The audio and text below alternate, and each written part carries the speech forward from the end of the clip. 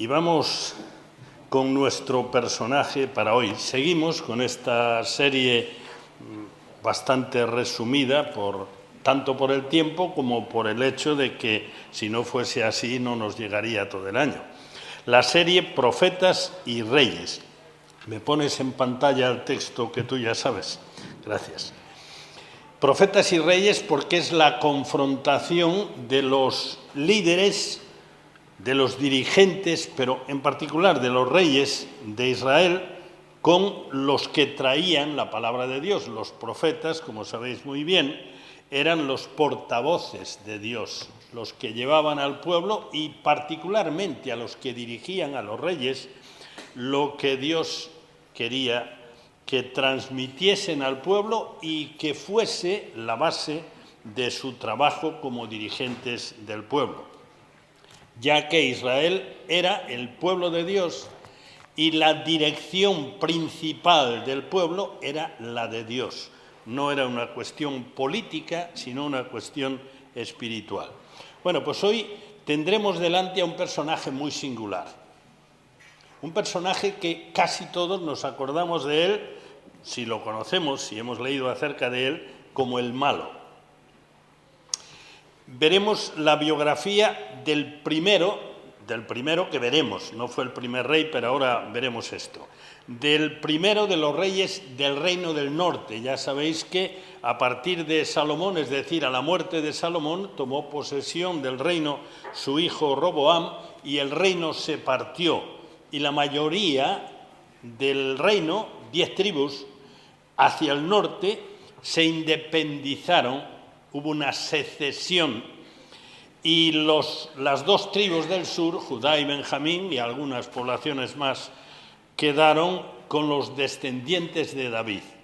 Así que hoy veremos el primero de los reyes del norte, del reino de Israel, del reino secesionado. Veremos la biografía de Acab.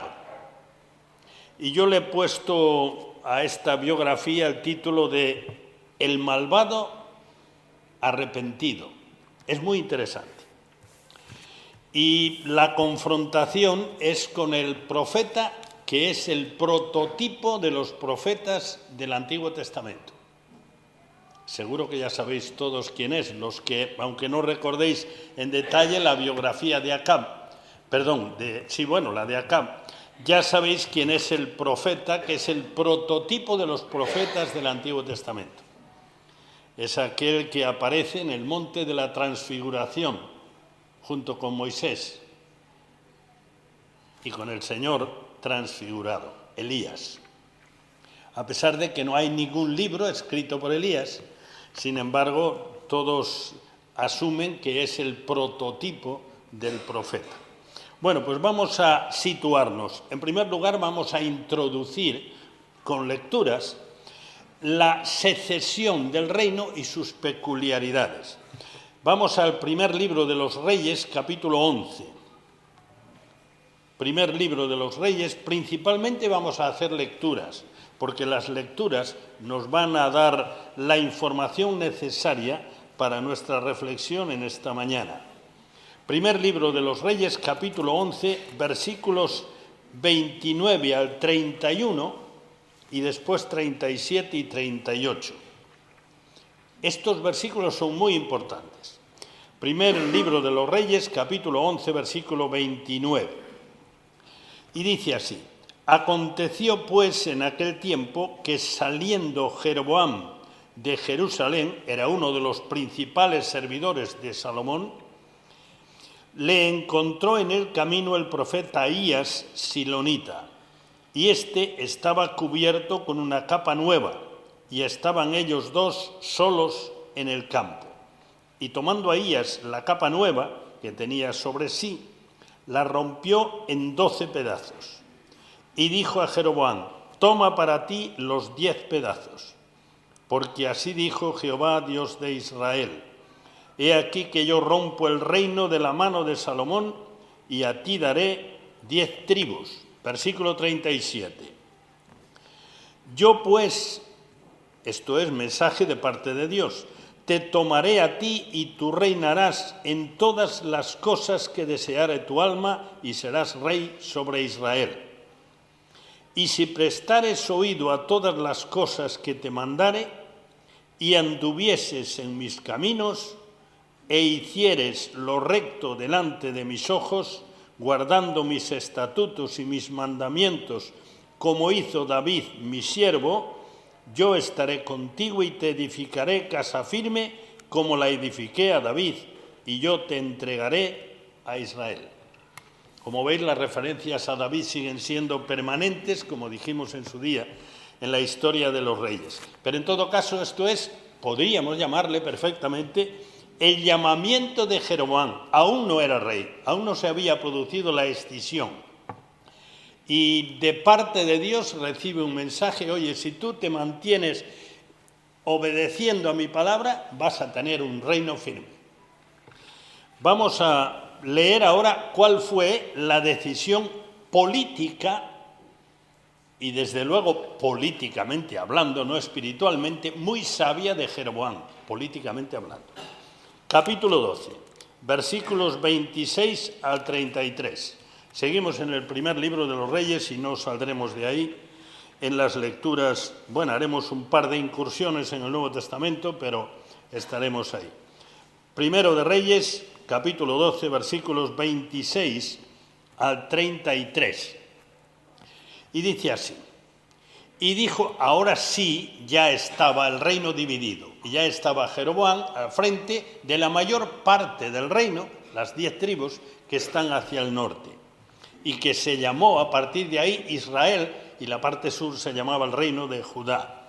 Versículo 26. Fijaros, decisión política, no espiritual, todo lo contrario. Y dijo Jeroboam en su corazón, ahora se volverá el reino a la casa de David. Eso quiere decir que él no había creído para nada las palabras del profeta, a pesar de que se había cumplido el hecho de que se había hecho cargo de las 10 tribus, pero él no creyó al profeta, ni desde luego estaba dispuesto a obedecer. Versículo 27. Y si este pueblo subiere a ofrecer sacrificios en la casa de Jehová en Jerusalén, porque el corazón de este pueblo se volverá a su señor Roboam, rey de Judá, y me matarán a mí, y se volverán a Roboam, rey de Judá. Y habiendo tenido consejo, es decir, habiéndose aconsejado de los consejeros suyos, o de sus ministros, diríamos hoy, no, que hoy también hay asesores, está bien, hizo el rey 2 becerros de oro, y dijo al pueblo, bastante habéis subido a Jerusalén, he aquí tus dioses, oh Israel, los cuales te hicieron subir de la tierra de Egipto. Si os acordáis, esto se parece muchísimo, bueno, es prácticamente lo mismo, solo que era uno nada más, cuando Moisés estaba en el monte recibiendo la ley y Aarón hizo el becerro de oro. Las palabras son las mismas, solo que era uno y no dos. Y puso uno, versículo 29, puso uno en Betel y el otro en Dan. Y esto fue causa de pecado porque el pueblo iba a adorar delante de uno hasta Dan. Hizo también casas sobre los lugares altos e hizo sacerdotes de entre el pueblo que no eran de los hijos de Leví.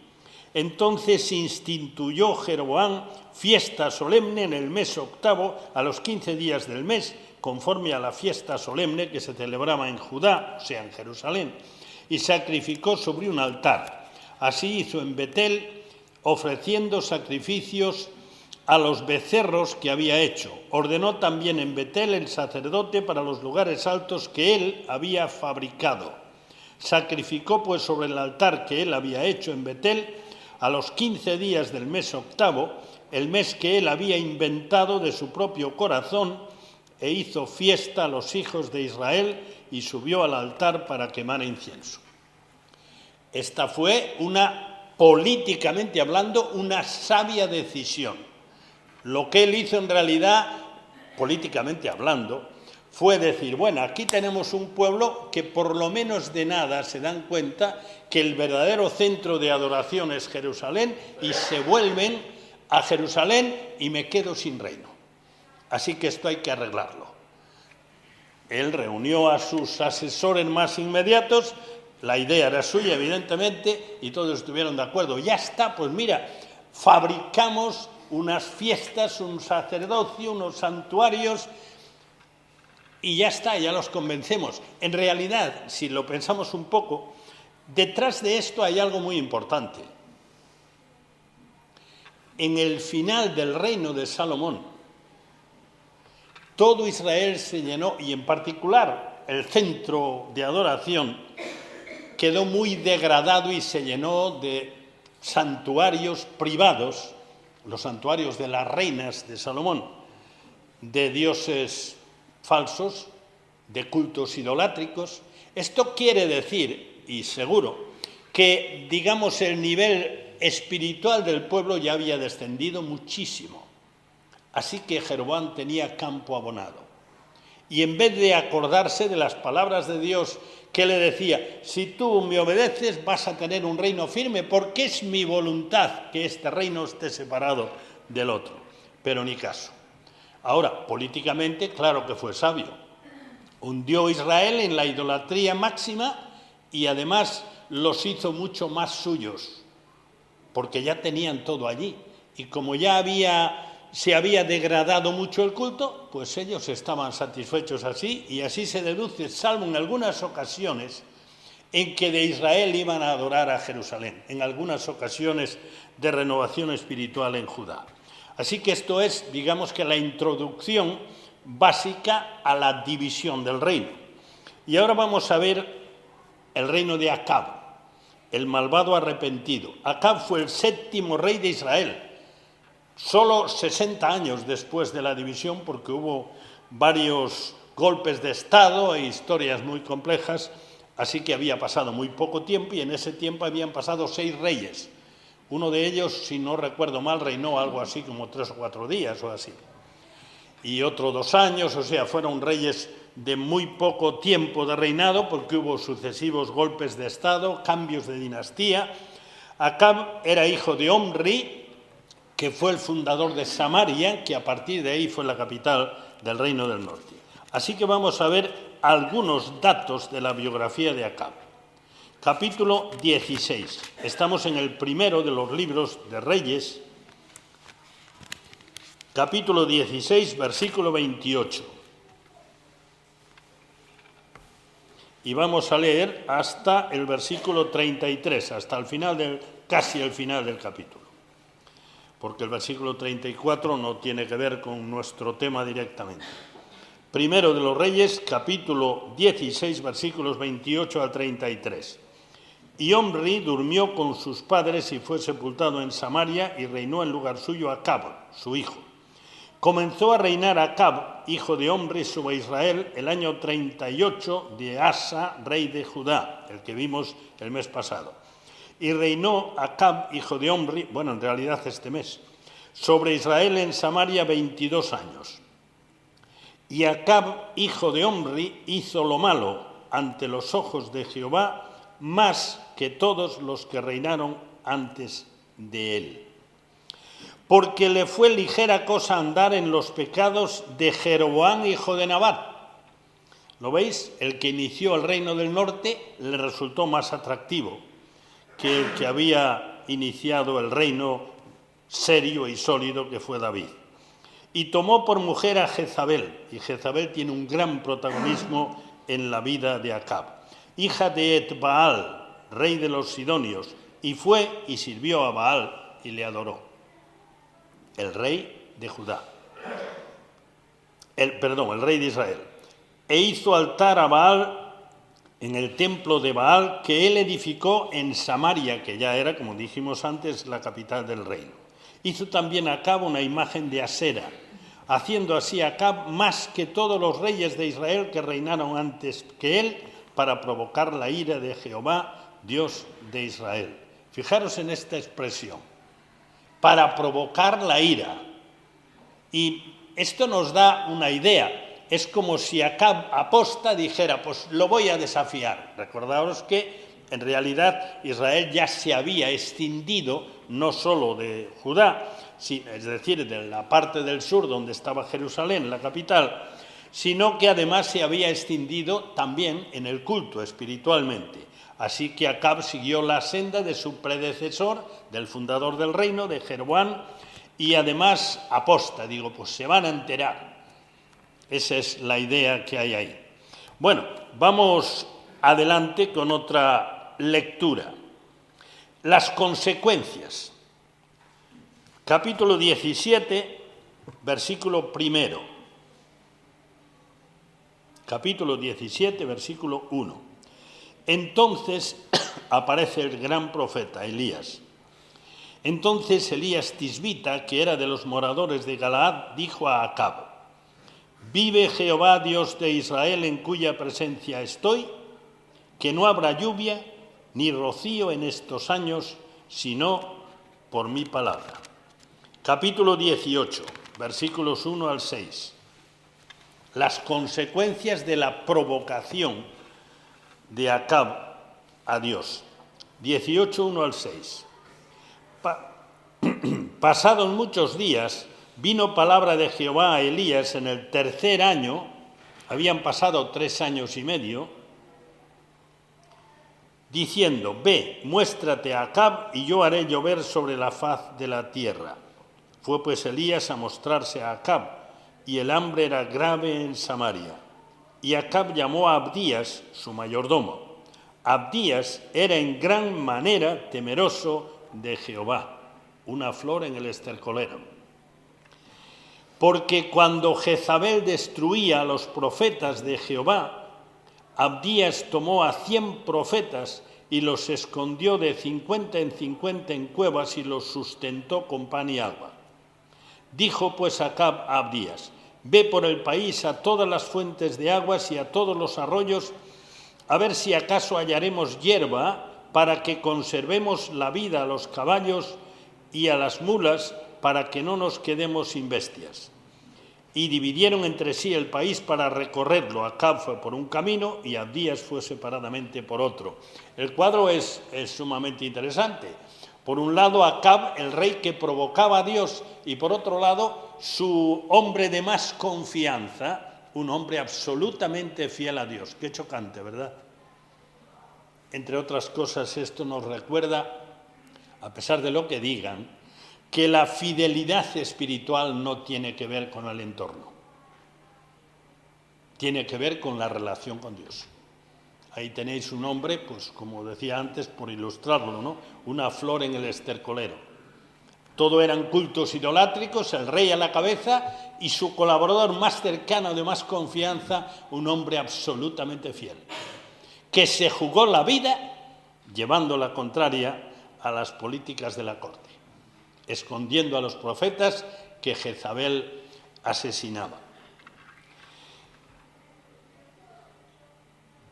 Lucas capítulo 4, versículo 25. Vamos a hacer 2 brevísimas incursiones en el Nuevo Testamento para situar este hecho, más que nada cronológicamente, pero también situarlo en la historia.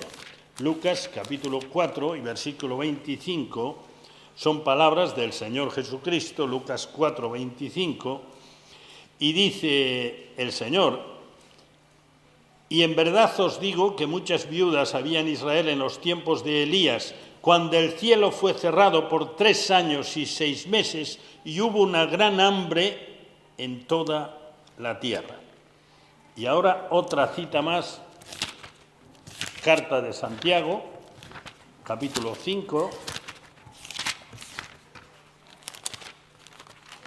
Santiago, capítulo 5, versículos 17 y 18.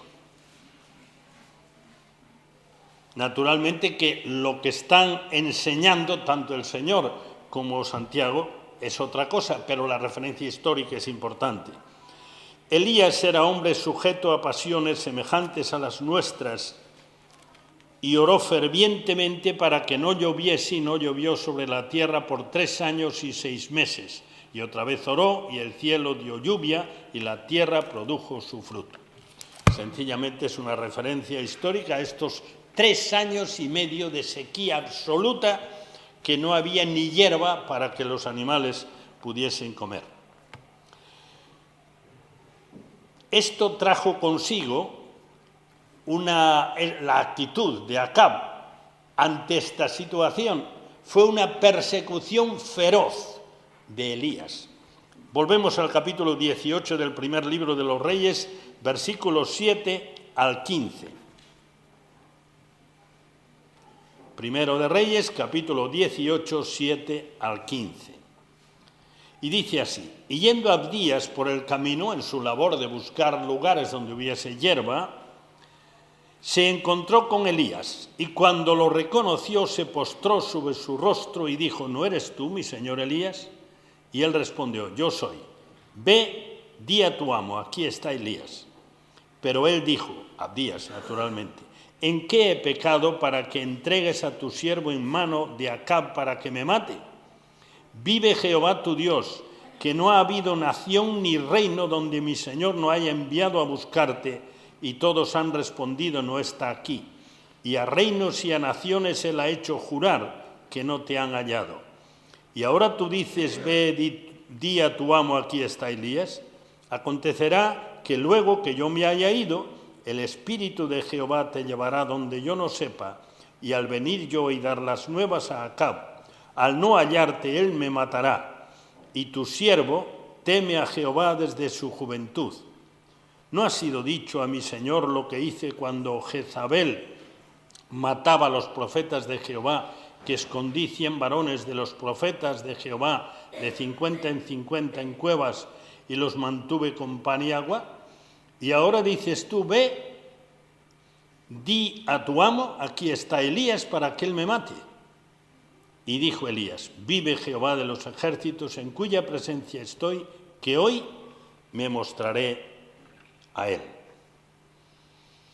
Esto tiene un telón de fondo. El telón de fondo es que la palabra de Dios seguía en Israel, en el reino del norte.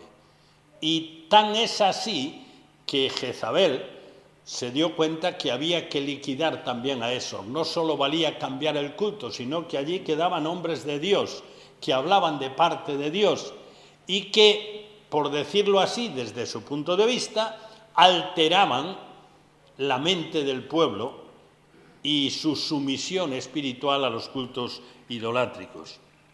Y por otra parte, que el rey tenía muy claro que aquella sequía terrorífica tenía que ver con Elías. Así que se fue a por él con todas sus fuerzas y con toda su capacidad de investigación. Y solo porque Dios cuidaba de Elías, no encontró a Elías.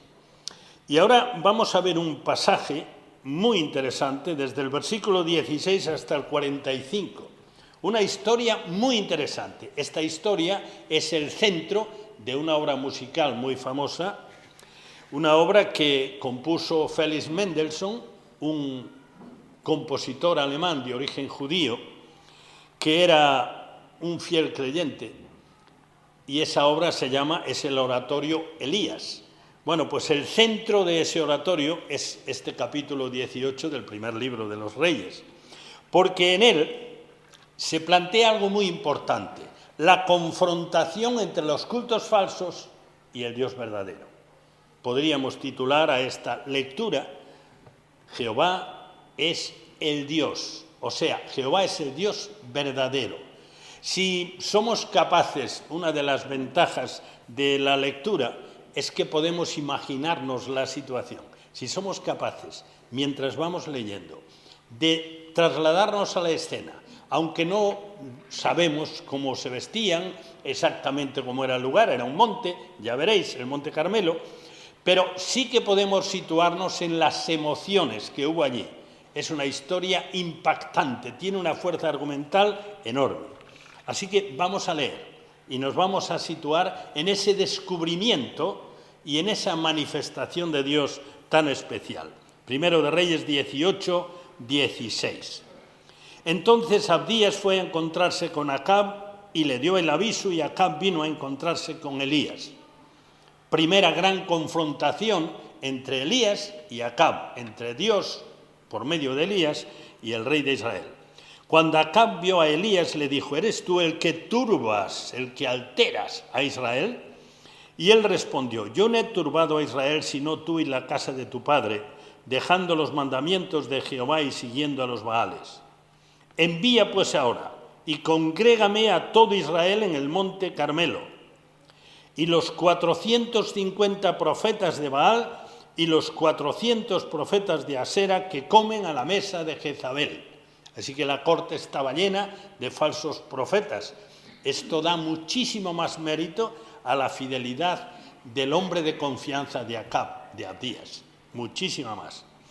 Entonces Acab convocó a todos los hijos de Israel y reunió a los profetas en el monte Carmelo. Detrás de esto veis perfectamente la política religiosa de Jezabel: liquidar a los profetas de Dios y llenar la tierra de profetas falsos, de los profetas de los cultos que ella había traído.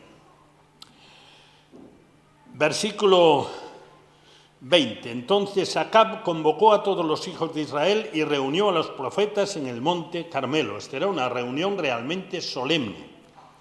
Y acercándose Elías a todo el pueblo dijo: ¿hasta cuándo claudicaréis vosotros entre dos pensamientos?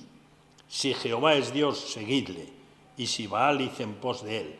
Y el pueblo no respondió palabra. A lo mejor esta pregunta es una pregunta seria, muy seria. A lo mejor esta pregunta se nos podría hacer a nosotros en ocasiones. De verdad. ¿Tenéis claro que Dios es el único Dios o de vez en cuando también digamos que tenéis dos afectos? Bueno, pues algo de esto es lo que pasaba en Israel. Y es lo que Elías pregunta al pueblo. A ver, ¿lo tenéis claro o no lo tenéis claro? Y Elías volvió a decir al pueblo: solo yo he quedado profeta de Jehová, mas los profetas de Baal hay 450 hombres. Dénsenos pues 2 bueyes, y escojan ellos uno, y córtenlo en pedazos y pónganlo sobre leña, pero no pongan fuego debajo, y yo prepararé el otro buey y lo pondré sobre leña, y ningún fuego pondré debajo. Invocad luego vosotros el nombre de vuestros dioses, y yo invocaré el nombre de Jehová, y el Dios que respondiere por medio de fuego, ese sea Dios. Y todo el pueblo respondió diciendo: bien dicho. Bueno, aquí, si nos situamos en la escena, Elías tomó la delantera, y naturalmente Dios estaba con él, y marcó las reglas del juego. Los otros no podían, porque estaba todo el pueblo allí, y el pueblo estaba dubitativo, porque a ratos creía en Baal y a ratos recordaba al Dios verdadero. Así que cuando Elías plantea esta apuesta, esta prueba, pues la gente que había allí de espectadores, no los profetas de Baal, que esos ya sabían que iban a fracasar, sino el pueblo que estaba allí: muy bien, esto dejará claro por fin a ver quién es el Dios verdadero. Evidentemente los profetas de Baal no lo tenían tan claro, pero no podían en aquel momento decir: no, es que esto no vale, esto así no funciona, porque entonces el pueblo descubriría que eran unos impostores. Versículo 26. Y ellos tomaron el buey que les fue dado y lo prepararon e invocaron el nombre de Baal desde la mañana hasta el mediodía, diciendo: Baal, respóndenos. Es un pasaje musical precioso en ese oratorio Elías. Pero no había voz ni quien respondiese, entre tanto ellos andaban saltando cerca del altar que habían hecho. Y aconteció al mediodía que Elías se burlaba de ellos, diciendo: gritad en alta voz, porque Dios es.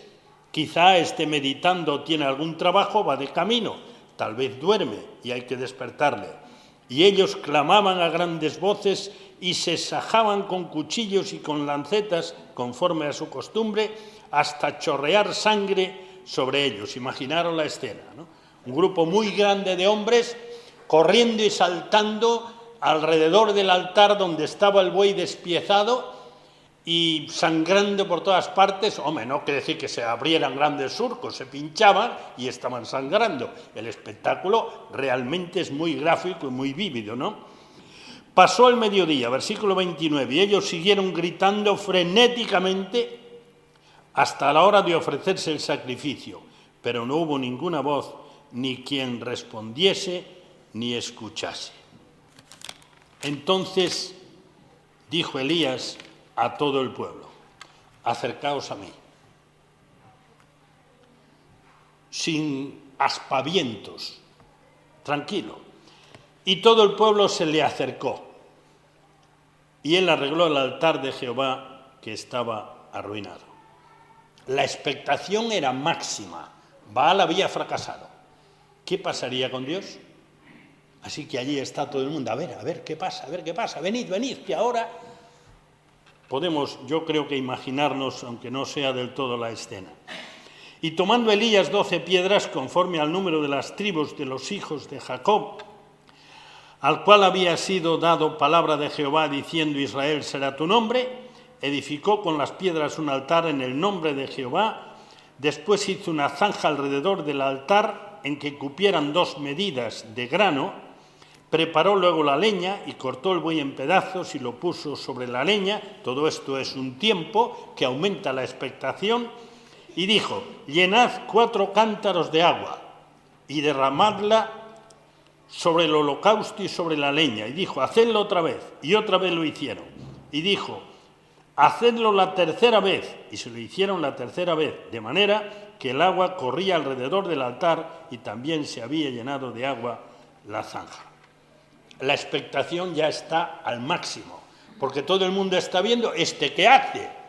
Si el buey y este otro no ardió en seco, ¿cómo va a arder con ríos de agua? ¿Qué pasa aquí? O sea que en ese momento habría mucha emoción y mucho nervio, y no digamos los de Baal, ¿cómo estarían en ese momento?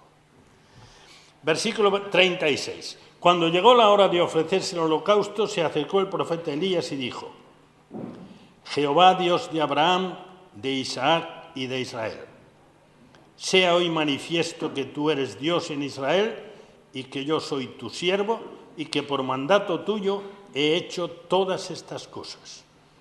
Respóndeme, Jehová, respóndeme para que conozca este pueblo que tú, oh Jehová, eres el Dios y que tú vuelves a ti el corazón de ellos. Esto de el Dios, ya sabéis lo que significa, que tú eres el verdadero, el único Dios, y que los otros que están aquí representados son mentira, son falsos dioses. Entonces, versículo 38, cayó fuego de Jehová y consumió el holocausto, la leña, las piedras, el polvo, y aún lamió el agua que estaba en la zanja. Ahora, poneos en los ojos y en los comentarios del pueblo que está allí observando. Aquello que había sucedido no tenía ni la más mínima posibilidad de ofrecer dudas. Aquello era impresionante.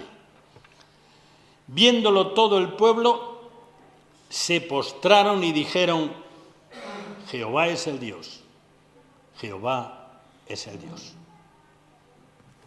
Y podemos terminar la lectura ahí. Después lo que hay es que él hizo matar a los profetas de Baal, pero nos quedamos ahí más que nada por amor al tiempo. Jehová es el Dios. Y vamos a ir, hay otra lectura en el capítulo 20, que es Jehová de los ejércitos. Y este es un suceso muy curioso, muy singular. Una guerra de Acab con los sirios, con el rey Ben-Hadad. Capítulo 26. Es muy interesante, pero ahí nos tendremos que quedar con lo mínimo, porque el tiempo va pasando y aún queda algún material más. Bueno, pues en este suceso, el rey Ben-Hadad, con un gran ejército, con todo, versículo 1 del capítulo 20, entonces Ben-Hadad, rey de Siria, juntó a todo su ejército y con él a 32 reyes con caballos y carros, y subió y sitió a Samaria y la combatió. Es decir, se fue a por Israel. Y los ejércitos de Israel no eran nada comparado con aquello. Entonces hay una manifestación de Dios aquí. Y es que un profeta viene de parte de Dios. Vamos a ver, versículo 13. Y he aquí un profeta vino a Acab, rey de Israel, y le dijo, así ha dicho Jehová, ¿has visto esta gran multitud? He aquí yo te la entrego hoy en tu mano, para que conozcas que yo soy Jehová. Realmente Acab fue un rey privilegiado de parte de Dios. Tuvo aquella manifestación especial en el Monte Carmelo. Bueno, todo esto acabó en una derrota absoluta de los sirios. Lo intentaron otra vez y volvieron a ser derrotados. Así que aquello fue un fracaso total para ellos. Pero qué bueno fue Dios con Acab. Capítulo 21. Ahora vamos a ver una jugada de Jezabel. Capítulo 21, versículos 1 al 16. Otra gran confrontación entre Elías y Acab. Y aquí, con esta lectura, terminaremos. Bueno, esta la repartiremos en 3, pero esta es una confrontación muy seria entre Elías y Acab. Capítulo 21, 1 al 16. Y dice así. Pasadas estas cosas, aconteció que Nabot de Jezreel tenía allí una viña junto al palacio de Acab, rey de Samaria. Y Acab habló a Nabot diciendo, dame tu viña para un huerto de legumbres,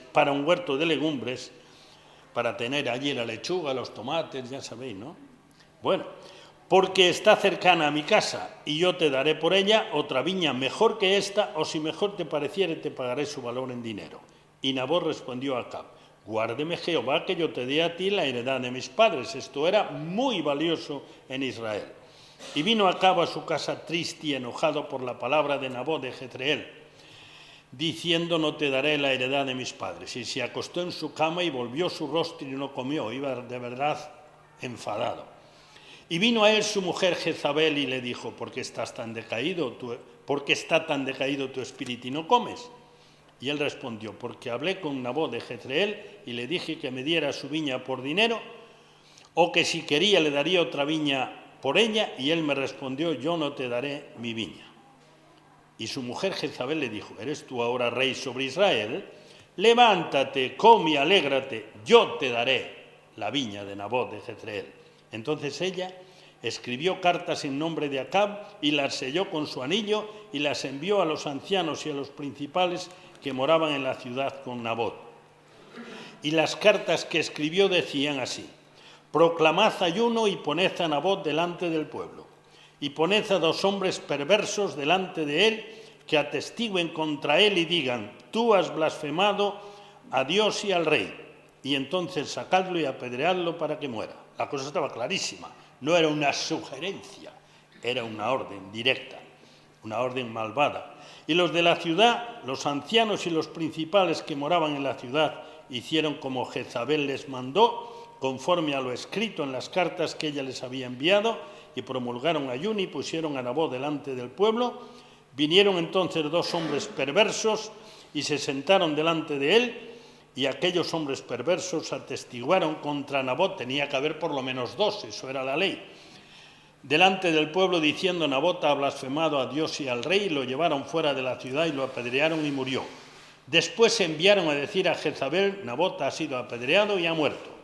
Cuando Jezabel oyó que Nabot había sido apedreado y muerto, dijo a Acab, levántate y toma la viña de Nabot de Jezreel, que él no te quiso dar por dinero, porque Nabot no vive, sino que ha muerto. Y oyendo Acab que Nabot era muerto, se levantó para descender a la viña de Nabot de Jezreel para tomar posesión de ella.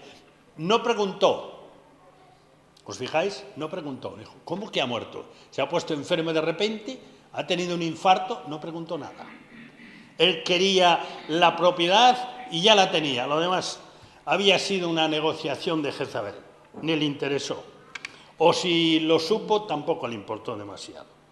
Ahora, el anuncio, la confrontación con Elías. Versículos 17 al 26. Entonces vino palabra de Jehová a Elías Tisbita diciendo, levántate, desciende a encontrarte con Acab, rey de Israel, que está en Samaria. He aquí él está en la viña de Nabot, a la cual ha descendido para tomar posesión de ella. Y le hablarás diciendo, así ha dicho Jehová, ¿no mataste y también has despojado? y volverás a hablarle diciendo, así ha dicho Jehová, en el mismo lugar donde lamieron los perros la sangre de Nabot, los perros lamerán también tu sangre, tu misma sangre. Y Acab dijo a Elías, ¿me has hallado, enemigo mío? Él respondió, te he encontrado porque te has vendido a hacer lo malo delante de Jehová. He aquí yo traigo, ahora esto es de parte de Dios, mal sobre ti y barreré tu posteridad y destruiré hasta el último varón de la casa de Acab, tanto el siervo como el libre en Israel. Y pondré tu casa como la casa de Jeroboam, hijo de Nabat, y como la casa de Baasa, hijo de Ahías. Fueron 2 dinastías anteriores, por la rebelión con que me provocaste a ira y con que has hecho pecar a Israel. De Jezabel también ha hablado Jehová diciendo, los perros comerán a Jezabel en el muro de Jezreel. De hecho fue echada por la ventana y la comieron allí abajo. El que de Acab fuere muerto en la ciudad, los perros lo comerán, y el que fuere muerto en el campo lo comerán las aves del cielo. A la verdad ninguno, hay un paréntesis aquí, el historiador dice, a la verdad ninguno fue como Acab, que se vendió para hacer lo malo ante los ojos de Jehová, porque Jezabel, su mujer, lo incitaba. Qué terrible es una compañera que no tenga sintonía espiritual. Qué terrible.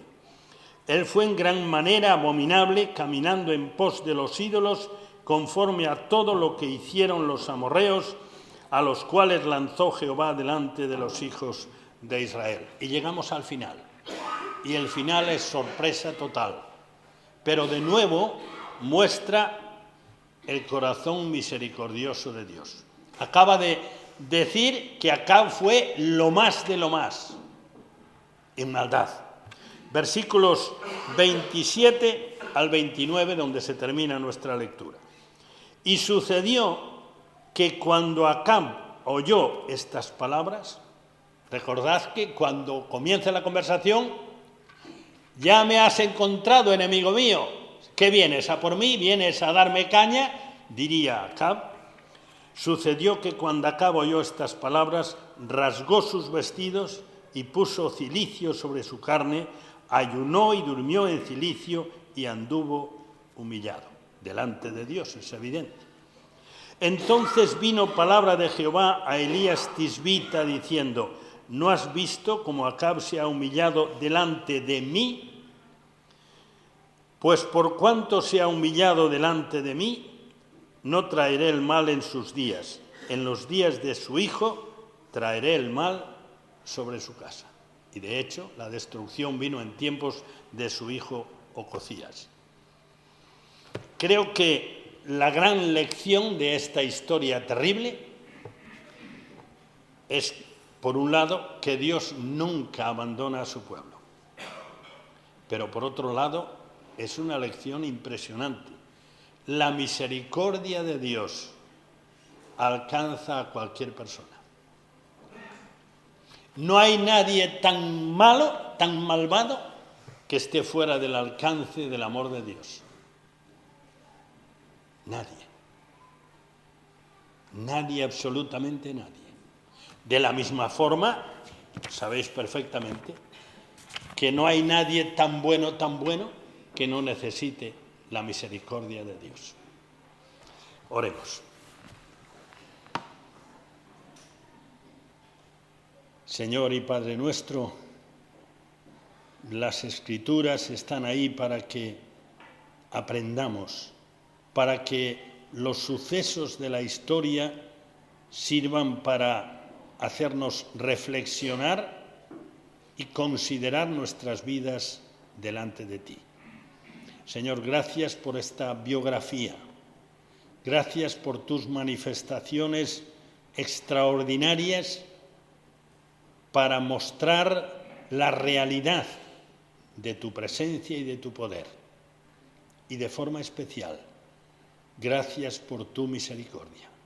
Esa misericordia que nos ha alcanzado a nosotros y que está dispuesta a alcanzar a cualquiera que se vuelva a ti humillado, reconociendo su maldad y presentándose delante de ti con las manos vacías. Señor, gracias porque tu misericordia es eterna. Te damos gracias por esta aproximación a ese hecho que se escapa a cualquier forma que tengamos nosotros de analizar nuestra propia historia y la historia del mundo en el que vivimos.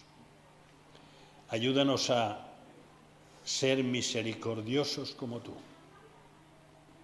Ayúdanos a ser fieles como lo era aquel siervo de Acab, como lo era Elías, aunque tengamos que jugarnos la vida. Despídenos con tu cuidado, tu bendición y tu misericordia. En el nombre de Jesús. Amén.